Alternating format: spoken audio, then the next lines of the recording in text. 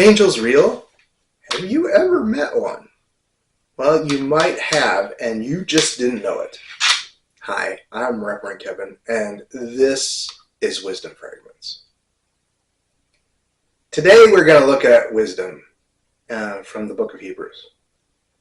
And it's also going to come from my own personal experience. And yes, we need to have some kind of pop culture, so Bruce Almighty.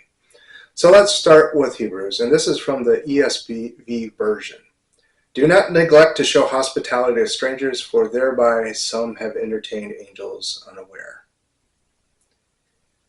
This is important, as you might have just entertained an angel without ever knowing it. And I think that we assume that angels have never had a physical form and can't be mistaken for a human being. So I want to challenge your thoughts on this, though. You see, there is a reason why each of the Easter stories is so different. And one of them said men were there and didn't say that angels were there. And I feel that we don't really see angels in their true form because they're frightening.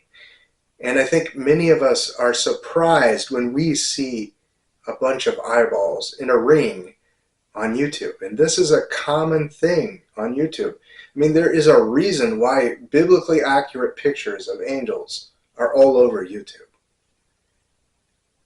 It's because they're frightening and scary. And there is a reason why the first thing that comes out of an angel's mouth in the Bible is, don't be afraid. It's because they look so frightening. And so, okay, in Bruce Almighty, Bruce encounters God many times. But he has no idea it's God.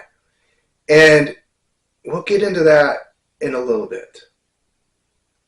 At first, I want to tell you about my own encounter.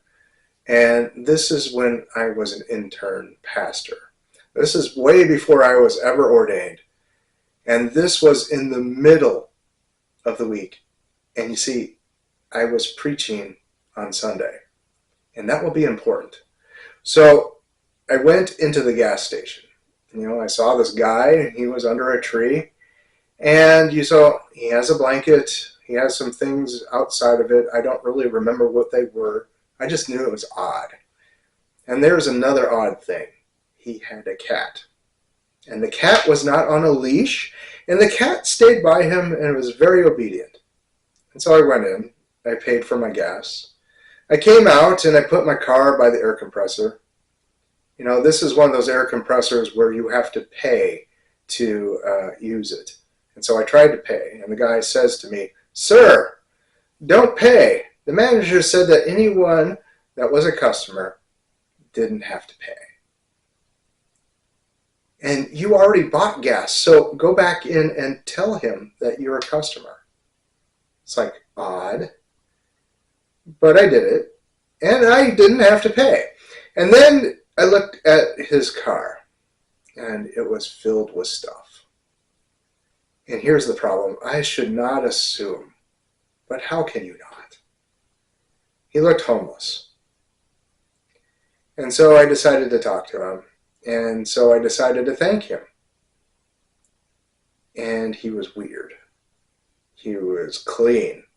The cat was clean. Too clean. His teeth were so white, they almost blinded you. They were that white. And he looks older than I do now, but his voice was much younger than mine is. And he starts saying, "The manager said I could be here."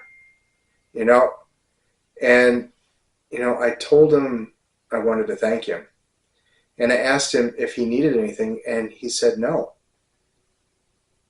I said, "Please take this." And so I gave him a 20. And that was the least I could do. And then he said something I will never forget.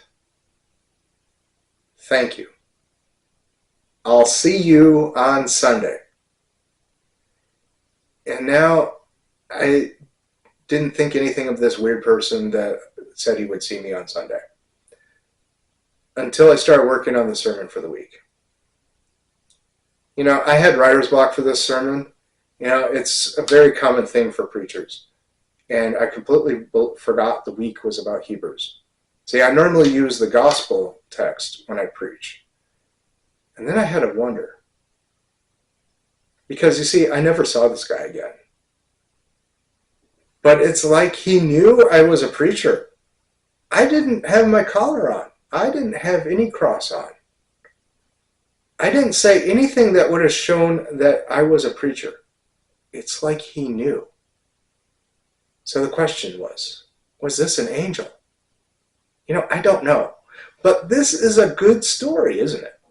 And it fits with what Hebrews is saying. What if I really entertained an angel unaware? And so now let's go to Bruce Almighty. So in this movie, Bruce is down on his luck. He doesn't really believe in God at all. And, that's okay. And yet he is encountering God everywhere without knowing it. And there's this homeless man. The homeless man has a sign that changes a lot throughout the movie. And the first time he meets him, he helps him. He's a good man. And right after that, this is right after he lost his job. But he gets roughed up by the people that were trying to rough up the homeless man.